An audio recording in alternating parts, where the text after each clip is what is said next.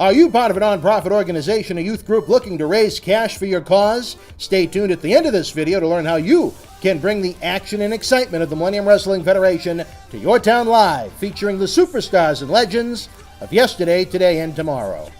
Wrestling fans, join us for a special Memories and Legends night with the one and only Gary Michael Cappetta, Friday night, October 6th at MWF Studios in Melrose, Massachusetts. Admission is free as we prepare to launch our new series with the superstars and legends of yesterday, today, and tomorrow. Space is limited. Visit bostonwrestling.com for complete event information. We'll see you live October the 6th. This is Mick Foley. This is Harley Race. This is Shelton Benjamin. This is Mr. Wonderful Paul Orndorff. This is the Monster Abyss. And this is Daniel Bryan. This is JBL, and you're watching the MWF. Be there live.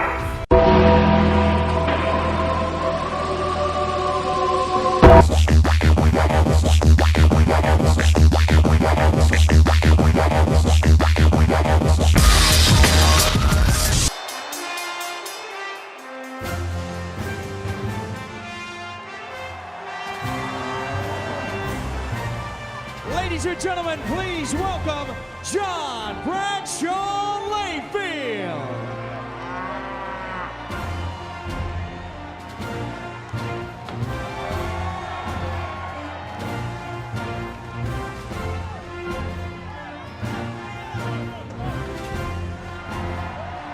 Wrestling fans around the corner, around the world, welcome to a special installment of Wrestling Insiders. The new season is here, Johnny. Can you believe we ran through another summer that quick?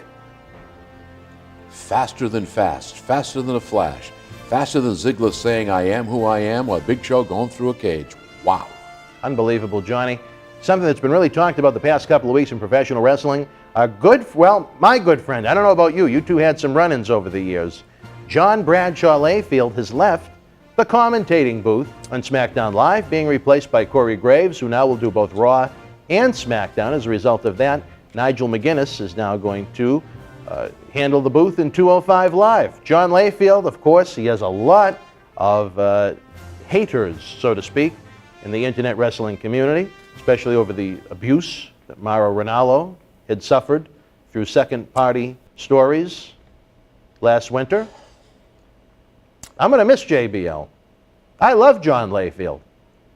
John Layfield helped me with my back. He sent me cases of those Layfield energy drinks, baby. And I know you thought they were tainted with something, but I'd sit there and chug and chug and chug. I loved Layfield energy.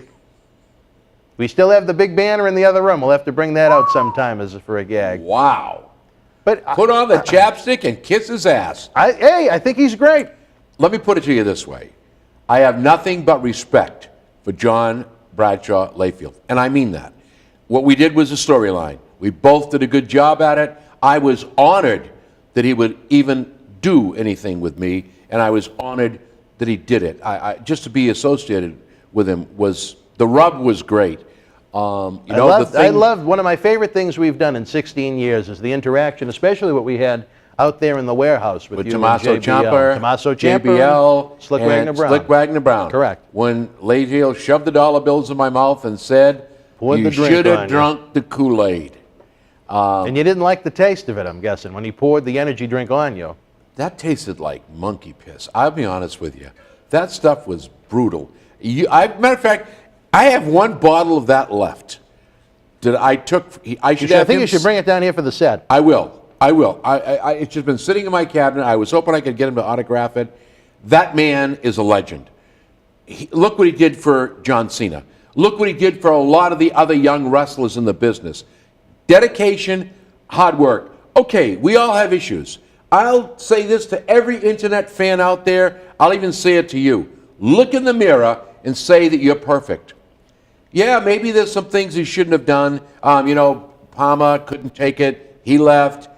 There's no sense in defecating in somebody's bag. Stealing a passport, as Justin Robbins so eloquently puts in his book. Those are things that I think are just a little bit beyond humor. Absolutely. But the fact of the matter is, but you don't know you cannot take away. You don't know necessarily that they're true, but... That's exactly what did I just say. Exactly. They're innuendos. So you cannot take away from this man what he has done.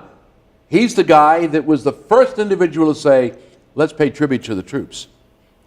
He's the guy that said, let's start doing this. Let's move forward. Let me put this person over. Let me show you. You know what?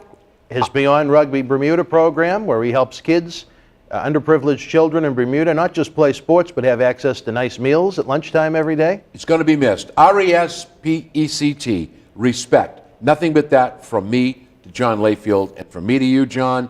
Thank you for allowing me to have the opportunity to work with and become part of the wrestling business. This might sound a little snug, Johnny, but you know what? It always seems like the ones that come out and have something to say about John, or even some of the others, that the supposed bullies over the years, Bob Hawley, Ron Simmons, the ones that Undertaker kind of sent on missions to make sure the locker room ran smoothly. It's the ones that seems like they couldn't hang long term, Johnny. The ones that were around for a long time usually don't make comments like that. That's exactly right. Okay, you know what? Look. And that's not to say the stories are false. I'm just saying it's a professional wrestling locker room. I agree. And that needs to be run and operate a certain way when you're on the road with 160 shows a year. I would concur and agree on that too. But the fact of the matter is that a lot of what we're hearing may be fact, may be fiction, may be fabrication. Whether he actually did it or not, that remains to be seen. If he did do what they said that he did, I don't condone that. Well, I'll tell you this. I've been told things by friends in professional wrestling that had gone on in those locker rooms, not things that were ever reported on the internet, that were a lot worse than some of the name calling and whatnot that went on. So, well, you know, you actually have to live it sometimes to understand it. And I think we've we've been around it long enough to understand that. I agree. Sometimes attitudes need to be adjusted, well, no pun intended. You don't get there in a day. Right. And so my thing is, hats off to JBL. I say he's going to be missed. You should call me and I'll start doing the commentary. Bring him back. Bring him on this show. I'll do it. I'll do commentary for WWE. Hey, now you're talking, brother. Vince's microphone would be in my ear so bad I wouldn't be able to hear when we're done. I think JBL is the best color commentator they had since Bobby Heenan. Yeah, Jerry Lawler's kind of burned out. He's fizzled out. He has Jim Ross. I think. I'm talking about color commentators, not play-by-play JBL's guys. the guy. Yeah. He's definitely the guy that kept it going. Definitely. So you know what?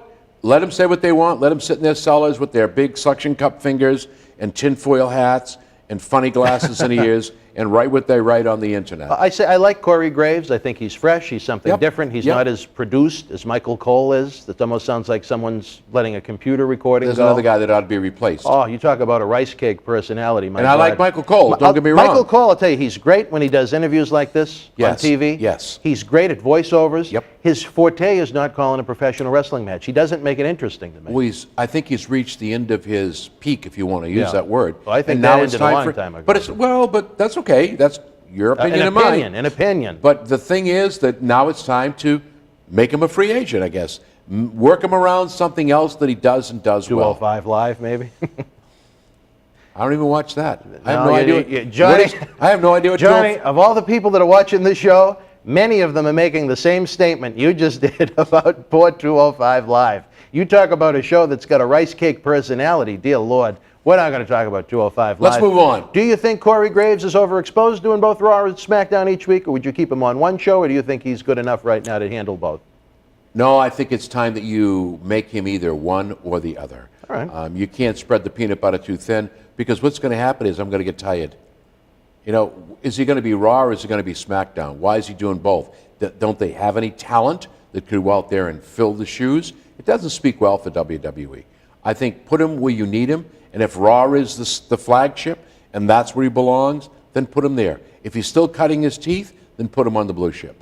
All right, you heard it, folks. Again, much like John Cena Sr., I'm going to miss our friend John Layfield on WWE television each week.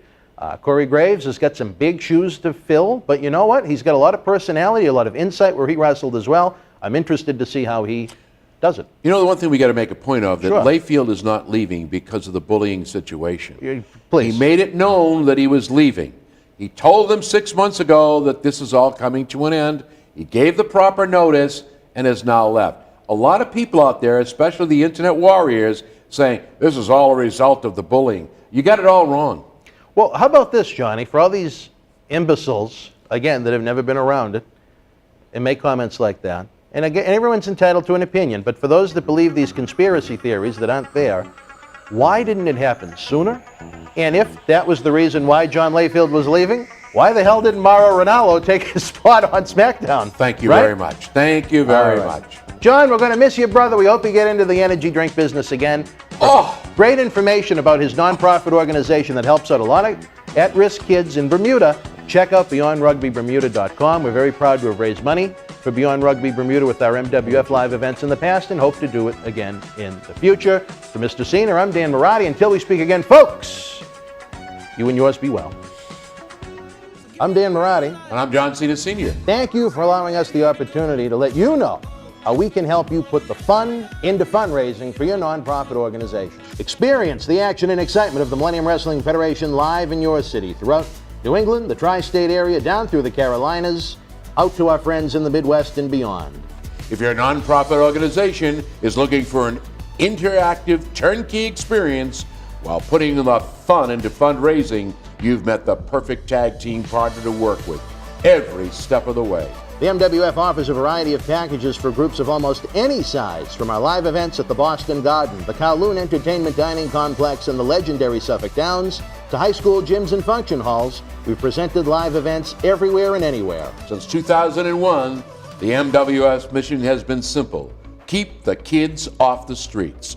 Under the leadership of President David Reese, we bring the superstars of yesterday, today, and tomorrow to your town. Not for a wrestling show, but an event that features action-packed in-ring wrestling, autograph, pose photo opportunities, Q&A sessions, and so much more. It's the best of sports and entertainment.